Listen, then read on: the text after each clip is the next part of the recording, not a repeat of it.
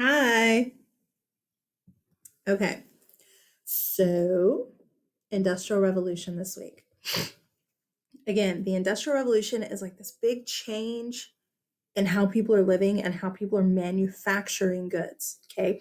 How things are being made, not handmade anymore in someone's house. We're going to have like factories now, just out stuff. All right. Here's where it starts. It all starts right here in England. Hold on. Okay. I had to click a button. It all starts here in England for three main reasons. The first reason that the Industrial Revolution starts in England is because England has a lot of natural resources. Um, the three big natural resources that you need for the Industrial Revolution: water, not ocean water, fresh water for your oops, man, I'm having problems. Fresh water for your steam engines, okay, which I'll explain probably tomorrow. I don't know, maybe today. I don't know. Who cares? But anyway, you need fresh water for your steam engines, which they've got a lot in the form of a lot of rivers and stuff. You need coal. That also helps fuel your steam engine. They have a lot of coal deposits and iron. I was like, what is it? Iron. Iron is what's actually going to make a lot of these big machines. All right. So coal, water, iron. The second thing, so you have natural resources, coal, water, iron. The second thing that England has, that other countries, I mean, they do, but not like England does, money. Ever since the Columbian Exchange, England is just getting filthy, stinking rich with the whole business thing. And so as a result, they've got a lot of money. When you have more money, you are more willing to invest it. Okay. I've used this example with you before. If it's the end of the month and I only have 50 bucks for the whole rest of the week, I'm not going to invest money in your weird new invention because I only have 50 bucks for the rest of the week. What if I get sick? What if I have to go to the doctor? What if Flint falls out the window and has to go to the vet and I need that 50 bucks for him to get medicine or whatever? So, that being said, if I don't have extra money, I'm not going to invest in your weird idea. But what if I still have like $1,000 and only a week left of whatever before I get paid? Well, if I have extra money and you come to me with some like crazy, I don't know, blow pop selling business, I might be much more like willing to help you with that if I have extra money. England, it's got a lot of money. The third thing about England, so they have natural resources, they have extra money. England also has a stable government. England's government has basically, I'm sitting on my jacket. England's government has basically been the exact same since 1215. Really, 1066. I should have said that with William the Conqueror. The Magna Carta is 1215. They've only had one little hiccup with the of Charles I in the 1600s and Oliver Cromwell taking over. But other than that, they've had the same government. And guys, whenever you have a stable government, people have trust in the government. If people have trust in the government, they're more willing to spend their extra money. So, all of that stuff together, the Industrial Revolution takes off. All right. Um, the very first industry that is going to be affected is the textile industry. I'm wearing textiles right now. I'm sitting on something that is covered in a textile. This blanket of my mom's is a textile. Okay. Textiles are materials. Your bedding, any of your clothes, your towels, any kind of blanket, anything that is fabric or material is a textile. And the textile industry is where all this really takes off with it. Am I missing that picture? Really? Oh my gosh. Hold on. I'll be right back. Okay, we're gonna try this. Okay, this is a picture that I don't know where it was. This is called a spinning jenny. Okay, what people were doing to make cloth, all right, is they were taking individual strings and winding them together to create thick yarn. Then the yarn is what actually makes your sweater or whatever. Then you put the yarn on a loom and make your fabric. Well, all that was done by hand, y'all. And so in the medieval period, you have the spinning wheel that is invented, which allows you to like, instead of like twining strings to make thread, it does it for you. Y'all have all seen a spinning wheel. You've seen Sleeping Beauty, right? She pricks her finger on the spinning wheel, yeah. Okay, well, fast forward. This is invented in like the 1750s or whatever. This is just a spinning wheel, but it's like a spinning wheel to the max. Basically, you can take, do you see right here? Look at this. All of those are like spools of string, okay? And you can take all of these pieces of string and wind them all together, up to 32 pieces of string all together at one time. So you don't have to do two and then add a third and then add a fourth and then add a fifth. You can just use this crank. See the crank right here? Right here? You can just and the machine does 32 strings all together. Impressive? Yeah. It's going to get even better though. Eventually, this is going to be created. This has two different names. Sometimes you'll hear people call it the power loom, and sometimes you'll see people call it the water loom. Okay. Basically, this right here, it's like a spinning jenny and a loom all in one, and it's not powered by people. You do need people to make sure the machines are working well. You see that here. But look, water is actually pumped in here, and then it's heated up. When the water is heated up, the water gets hot and it turns into steam. Okay. Steam doesn't like being in a thing, it wants to be out. It's a gas. So, whenever steam gets in here, it starts pushing on those barrels and it causes the barrels to move. And as the barrels move, check this out. As this barrel starts moving, it's pulling this, which is pulling this. Do you see that? That is powering this machine and it's making fabric. That's a big deal. Well, we have another textile invention with this guy. You know him from the 8th grade, Eli Whitney. Ooh, let me pause it. Okay, I was getting all these texts and I have a meeting today at 4. No big deal. Okay, so anyway, this guy right here is Eli Whitney. Eli Whitney, inventor of the cotton gin. Cotton has all this in it, yeah? And people used to have to like pick it all out.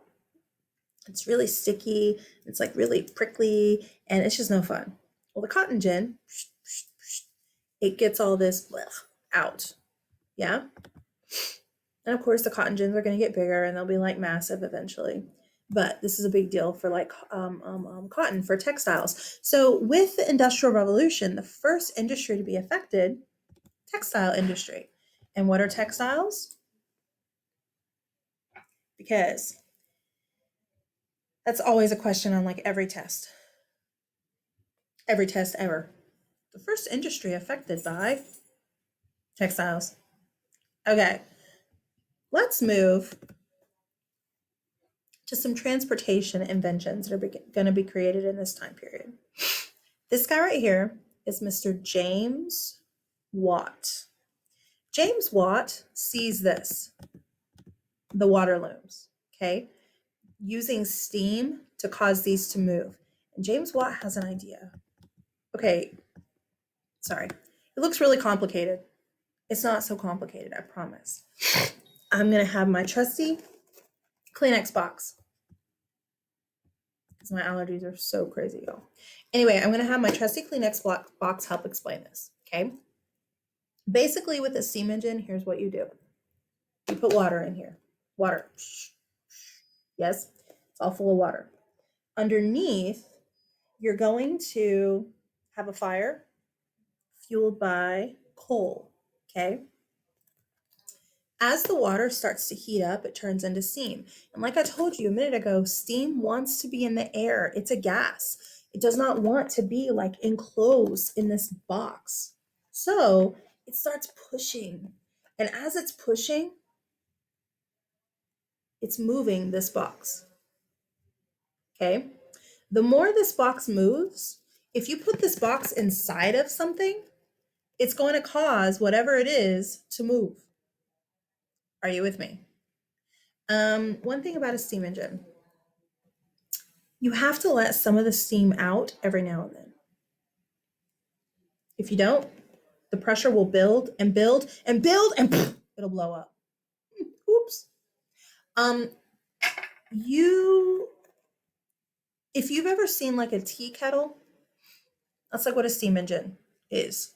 The the water is heating up, okay? The what's it called? The steam is coming out of that little thing, and what do you hear when that happens? You hear a whistle. When you let out some of that steam, it's a whistle. Okay, why? I don't know. But that's basically what the steam engine is. You put water in here. It's so simple. You heat it up with coal and a fire underneath, and the water turns to steam and it moves. That's it. Easy, right? Well, we take our steam engine, and this guy, Robert Fulton, is going to take the steam engine and put it in a boat. And we're going to have a steam boat. Steam boats, they often have these paddles right here. I'm going to zoom in a little bit so you can see some specific stuff. Okay, so here you see the paddles that help it like move, right? This right here, that's the steam that's coming out. You know, I told you you have to let some of the steam out or the pressure will build up and it'll blow. You have to let the steam out. Steamboats were not great for, okay, let me change that. Early steamboats were not great for ships going from like England to America. If the pressure does build up too much and it blows up, you're literally in the middle of the ocean. How did that work for the Titanic? But once you get to the Titanic time period, which is 1912, we are going to be able to use steamboats because the boats are big enough and all that. It's good. But right now, these are mostly river boats. Okay. I also want you to look here. That is not I'm sorry, that is not for the steam. That's the smokestack, which is for the coal. That's where you're going to see the black smoke come from. Okay. All right. So we have our steam engines. Yeah. We have our steamboats. Oh man, whenever I zoom in, I can't. There we go. Got it. We have another guy. He's English. His name is Richard Trevithick. Well, he puts a steam engine here on wheels. It's so cute. And then he puts those wheels on a track. And he comes up with the locomotive. The choo-choo is what I call it, the train. The locomotive, the train, is a steam engine on a track that pulls stuff. That's it. It's so simple. Okay, but think about the choo-choo, all right? Think about how many jobs this is going to create. Oh my gosh, so many. It's not even funny. First of all, you have to have all the people to build all of these parts. All of this, all of it. You got to have the people that are going to build the whatever those are, the wheels and all the moving parts. You have to have somebody build all of the cars back here. You're going to have people work the actual train, the conductor and the guys who like keep the coal into the whatever it is, right? The steam engine. You also have to have a ton of people laying tracks right here. One of the best It's a cartoon, y'all.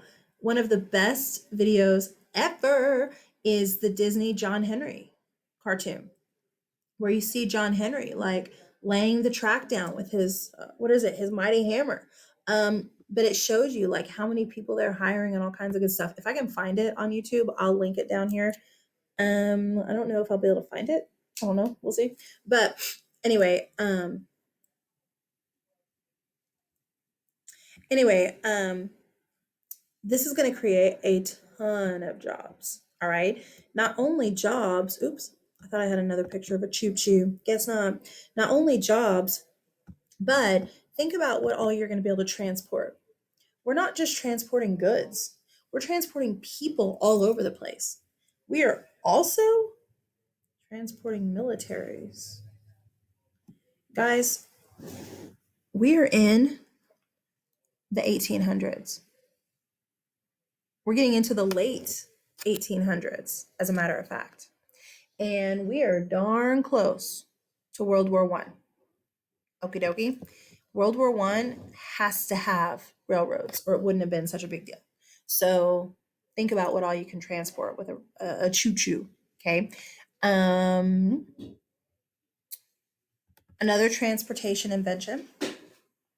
These two guys, Orville and Wilbur Wright. Orville and Wilbur Wright invented the airplane. Look how they're sitting on their plane. I don't know, I wouldn't do it. But Orville and Wilbur, they were actually bicycle salesmen, and they decided they wanted to build a airplane out of bicycles. And so that's what they did. Their very first airplane was actually bicycle parts, which is kind of crazy. But of course, it didn't get off the ground, so they built a better one. I'm about to sneeze. Oh my gosh. Sorry. Anyway, so they build a better one, and then they fly, sort of. Guys, this is their plane. It's so cute. But look how high they get off the ground. Let me pull this down a little bit. They're not really flying. It's really a little bit more like gliding. But is it a start? Is it a step in the right direction? Absolutely. This guy. You know him. You don't know you know him, but you know him. His name is Carl. He's German. Benz. Carl Benz. Carl Benz gets the whatever, the credit for the invention of the automobile. Okay, y'all, kids are always like, I thought, what's his name? Henry Ford did it. Let me move this so that I can actually get to my pictures easier. Here we go. Kids are always like, I thought Henry Ford invented the car. Yeah, no. It's actually a German invention. There we go. Maybe this will work better. I was having to like flip back and forth between that and the pictures, and anyway, sorry. Carl Benz comes up with the idea of the car. Yeah. And it's so cute. Look at his car. It's really just kind of like a wagon that powers itself. Look how cute. And look, a little honker. It's so cute. I love this. Oh, wait. I don't have his. Do I not have a picture of his like fancy car? Hmm. Okay. Okay. I was just looking. I thought I had a different car up here. Okay. So, anyway, this right here is the Benz. Yes, you're like Mercedes Benz. Yes, but not yet. Okay, he's not with Mercedes yet. And it's actually some other guy. The Mercedes. I don't remember the whole story. Mercedes is like the name of the guy's daughter or something. I don't know. I don't remember for sure. I don't know. Don't quote me on that. But anyway, so he does the car. There's a problem with the Benz though. Okay, they're doing it by hand, and like one person is making that whole car. So like I would build that entire car, and the car was taking like 2 months just to build one car. If one car is taking like 2 months to build and like I'm doing it all by myself, that is expensive. The Benz kind of is known for being an expensive car. Yeah, it started that way. Well, this guy comes along, this American guy comes along. That is Mr. Henry Ford. Henry Ford comes along and he's like, dude, I can make these cars so much quicker than Benz is making them because he's going to use. Oh, why am I having problems with my buttons? Ugh. He is going to use an assembly line. What you have in this picture, and I know it's hard to see because it's an old picture, but what you have right here with this guy is the frame of a car. If you look here or if you look right here, frame, frame. What you have here is the frame of a car. All that's on it is like the base and then the wheels. Nothing else is on this car. But look, this guy right here, we think his job is. I mean, I'm thinking it might be to add these suckers on there. Yeah. Maybe this guy over here, his whole job is to add on, I don't know, something. I don't know what he's doing. This guy right here, he's adding on something. You have one specific thing that you focus on, and that's all you do. If a car was going past me on this moving thing, maybe my job is to put that little horn on, and I put the horn on, and I'm good. And then that car keeps moving on this thing. The next car moves to me, and I put the horn on, and then it goes. And it goes to the next person who puts the wheels on, and then the next person who puts the whatever on. Henry Ford finds out that he can make cars, like an entire car, in about 2 hours. Whereas Benz was taking like 2 months to make one car, Henry Ford can make an entire car in 2 hours. Because he can make the cars for so much cheaper, more people can buy them. Now, don't think everybody was buying cars in 1900 whatever when they came out, okay? They were extremely expensive still, all right? But he does have different style cars. This is so cute. This is his working man's truck. What a lot of people would do who lived like in a farming community, a whole lot of people would pitch in and buy one car and then they would all like share it. Isn't that cute though? They're so cute. But understand, there's like no shocks. So when you ride this, it's like the whole time. There's no glass here. There's no glass. So like bugs and stuff are in your ears, in your eyes, in your mouth, and all kinds of stuff. Do you see a door handle? You had to like stick your hand and open it. So there's definitely some things that I'm glad we have in our cars today, but I just think they're cute. Look at that fancy one, fancy little convertible type. Again, like no doors, and again, no shocks. So when you're riding on these cars, it's boom, boom, boom. It's just not fun. This picture, which I had out of order, sorry, is basically the same thing as what you just saw, but it's like with the top up. And then here you see the top down. So we now have cars. Think about what cars are going to do. Well, we need people to do fuel. Think about all the jobs this is going to open up. We need fuel for these cars. We need people to start building roads so that we're not bound with, on the ground. We need roads. We need all kinds of good stuff. So this is going to open up a whole lot of new jobs too. Sorry. And we have probably your most favorite invention, the telephone. This is Alexander Graham Bell. Alexander Graham Bell invents the telephone. And this right here is his actual first phone call on the telephone, where it like actually worked.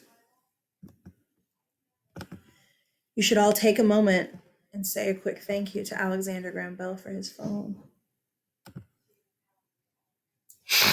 Okay. I hate teaching this story. in class because some of you guys already know who this is and some of you guys hate him already. Just wait. I'm a Tesla girl too. I understand, but just wait. Some of y'all are going, I don't know who this is. Okay. This man's name is Thomas Edison. Thomas Edison has got, like, who knows, thousands, I don't know, hundreds for sure of patents to his name, meaning he invented it. A patent says, I invented it. This is my invention. Yeah, he didn't invent them all. We know that. Thomas Edison is a businessman. All right. Really, what his business was hiring inventors. That's what his business was. Um, he's a businessman. And here's how it works. If I invent something like this Kleenex box, yeah, I invent Kleenexes for people like me who have allergies. Yeah. I don't have the money to produce these though. Well, Thomas Edison does. So I go to Thomas Edison and I'm like, dude, will you hire me? I'll come up with cheaper ways to make Kleenexes. Yeah. So he hires me. I'm working on my invention. Once I'm ready to sell, like, not sell, I'm sorry. Once I'm ready to start producing my invention, he provides the money for me to be able to do it. Guys, I have to have what's called startup capital if I want my business to get off the ground. I got to have all the money to start this business. So he puts in all the money. Should he get part of the patent if you put in all the money?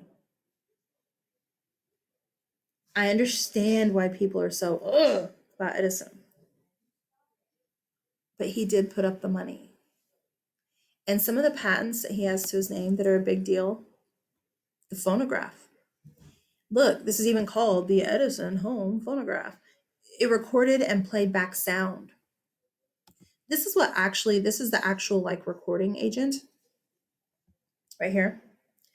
I don't know how this works. I just know it does. The sound gets recorded into these little grooves here, and then you play it back, and this moves. Like if you crank this, that's why when you hear a lot of like early recordings of things, record players and stuff, it sounds like right. It's because people are this thing around. Um, Underneath this video, there will be a link to the very first thing that Thomas Edison ever recorded. It's him doing Mary Had a Little Lamb. It's hard to understand and stuff, but I want you to hear it. And by the way, this is so cool. Are you ready? You're actually able to hear his voice. Dude's been dead forever, but you can actually hear his voice. That's so cool. He also gets the patent for this, the video camera. Well, the video camera and the phonograph. So the video camera records video, yeah. The phonograph records sound, right? Here's the crazy thing. Nobody could figure out how to get sound and video together. Movies are starting to be done. See, if they can't get sound and video together, then that means that when people are talking, their mouths might be moving like that, but no sound is coming out. Makes me insane. I mean, you've seen that happen before in movies or like in YouTube videos or whatever. It makes me crazy. So instead of dealing with that, they just start doing the whole silent movie thing where they just play like music, like just a music track, and then it's no big deal. Okay, here's the drama. And I'm trying to hurry. This video is almost done. I know this is a long video. You're looking at a man named Nikola Tesla. Nikola Tesla was Serbian. He's from Europe. Okay. And Nikola Tesla, his social status matters. I'm sorry, I'm trying to reach my thing and I can't. His social status matters. All right. He is low middle class. In Serbia, he was considered poor. Well, wait, let me change that. I'm sorry. In Serbia, he was considered low middle class, but then when he moved to the Americas, to America, he's considered poor. Okay. He was hired by Thomas Edison's company to invent stuff, and he did. Y'all, he does not win in the whole light bulb fight, but he does have like hundreds of patents to his name also. Things that are still used regularly today. Like the Tesla coil is probably the most famous. You're like, what? I've never heard of that. It's in like every machine you've ever touched. So, I mean, everything with a moving part probably has a Tesla coil. But that being said, Tesla and Thomas Edison are having a bit of a light bulb electricity war. There's two different ways that you can get electricity: AC current, DC current. AC is alternating current, and DC is a direct current. Well, Edison preferred the DC current because the DC current sends a direct. Did I just flip them? I haven't looked at my notes this whole time. Did I flip them? Crap, I don't know. It's not in here. I don't think I flipped them. So anyway, the DC current sends a direct electrical whatever to your light bulb, which is great because it's really, really, really, really, really, really bright. But see, because it's so bright, the light bulb won't last very long. So it's like way brighter than the light bulbs we have here or today, but it doesn't last long. Okay. Tesla. Tesla preferred the AC current, the alternating current. The alternating current sends like little bursts of electricity, a little bit at a time. Okay. And what it does is it'll, and it, because it doesn't sit, have you ever like just watched your lights? I can't just look at them, but watch them and they flicker. That's because the burst of electricity is brighter, brighter, brighter. Okay. Um, there was a bit of an issue between the two about which one was safer, which one would last longer, which one would blah, blah, blah, blah. Well, eventually, Tesla quits. He's like, fine, I'm not going to work here with you. You won't let me blah, blah, blah, do whatever's right. So I'm going to quit. So he quits. Okay. And like I said, y'all, he continues inventing. Don't feel sorry for Tesla. He's awesome. But Edison is going to get the patent to the light bulb, whether he quote unquote invented it or not. He's the one that went to the patent office and he's the one that got the patent. Tesla didn't want to patent the light bulb because Tesla really truly believed that electricity and stuff should not be a business. He believed that electricity should be free. Y'all, his social status matters. He's coming from a situation where he knows that he could, but like his family could have never afforded electricity ever. And he's like, that's not right. The poor people need this too. So he didn't want to patent it because if he did, then that would turn electricity into a business. Well, Tesla won't patent it. And so Edison's like, if you won't, I will. So unfortunately for Tesla, the light bulb that we use today is Tesla's thing, yeah, but he doesn't get the patent. So technically, Edison goes down in history as the inventor of the light bulb, whether you like it or not, sweet angels. Again, I'm a Tesla girl too. I'm with you. I understand. But Edison gets the patent to the light bulb. Y'all, I'm sorry this video was longer. I told you it would be. I apologize. Yeah, I think that's it. All right, we'll talk more about factories tomorrow.